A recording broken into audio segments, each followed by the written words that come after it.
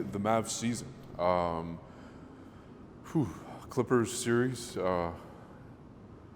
Man, what did you make of the series and just the whole season as a whole? Well, the season was weird with injuries and starts and stops and all those things. I mean, it's very clear to everybody Luka's a top 5 player in the league. You take that out of it. They certainly need another initiator, instigator, offensive catalyst. So it's not it can't be, our fan base reacted so crazily to the stuff Donnie said and it was like everything Donnie said was accurate. Like if you talk to a basketball person, they'll tell you the same thing. It's no different than what people were saying about James Harden before they went and got, Chris Paul and all that. So I thought all that was accurate. If you expect Luka to go win a championship by himself, it's not going to happen. And if he has to do every single thing by himself, he'll wear down at the end of games, which is why he was not as good at the end of games. So all those things are true. They're not criticisms, they're truths. So he needs someone to take the offensive burden, and Porzingis is a guy that can fill it up. He's proven that, and I know he had a piss poor playoff series, but they need a creator, a secondary creator. And if they are not going to give the ball to Jalen Brunson and let him be that, then they need to find that. I understand and supported the Josh Richardson move. I thought it was a good move. It didn't work out. The logic behind it was good. And then going back to your original question, the Mavericks had the Clippers on the ropes and let them off. And that's what young inexperienced teams do, right? It's very much like the 2006 Mavericks, except they did it in the finals. They had them on the ropes and they let them off. And that's the story of it. And while everyone's acting like it's the end of the world, so what's a worse performance, Dallas or Utah? Utah lost in 6. They were the number 1 seed, and Kawhi Leonard missed 2 of those wins. So as we're doing this evaluation, do we still burn the world down? Is Utah a lesser team than the Mavericks? Like, how are we evaluating this? That's an excellent point. But they're going to get better. And I realize the frustrations, and I realize they didn't live up to certain things. But, I've said this a few times. I can remember doing, sports talk radio and being on blog. Not back then, it was message boards, and people talking about Nash, Dirk, and Finley will never get it done because there's no closers on that roster. That was a popular opinion in Dallas in the early 2000s.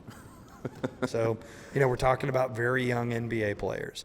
You mentioned Damian Lillard. He's 30. Are we going to trash him? It's like, odds are your team's not going to win a championship. That's odds. Even great teams, Philadelphia. Odds are you're not going to win a championship. So I understand the fan dissatisfaction. I always look at it as, do we have a chance? Do we have a chance to get better? Do we have opportunities to improve? Do we still have tons of upside? All those questions are answered yes. They're all resoundingly yes. So, the end of the world stuff, it just doesn't resonate with me because I don't look at it that way. Well, yeah. I mean, if the Mavs win that series, don't you think, given what's occurred, don't you think they have a real shot at the finals? Absolutely. I mean, absolutely, I do. I don't think either team, a compromised Clipper team, or I really love the Suns, but Chris Paul's the only one that really has experience. I mean, he said those Ayton comments. I didn't realize how good I was. It's like, so yeah, I think the Mavericks absolutely would have had a chance. And I did want to unpack something you said there, the Donnie comments about Luka. Do you think that was also maybe an indictment? Because it was possibly taken out of context, right? That's what you were hinting at. Do you think as well he was maybe indicting himself that he needs to, that he needs the players to be able to do that, to not have to do everything? Yeah, that's a good question. I don't know, and I didn't ask Donnie about that. But I think what he was suggesting is, look, dude, if you try to do all of this by yourself, you will fail. You will. No player's ever done it. Not one. So that's an area of growth. Like, we're all sitting here acting like Luke has reached his ceiling or something. Dude, he hadn't scratched the surface. Wait till 3 years from now. Oh, my God.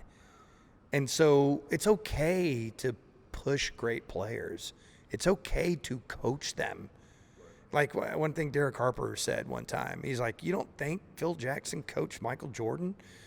You don't think Pat Riley coached Patrick Ewing? Great players need to be coached, right? You don't just hand the ball to Luka and go do it all. That's not how this works, man. And it's okay to talk about that truthfully. It's not a criticism, or it's not going to hurt anybody's feelings. Like, that's what coaching is. So I just thought that was so overblown. Another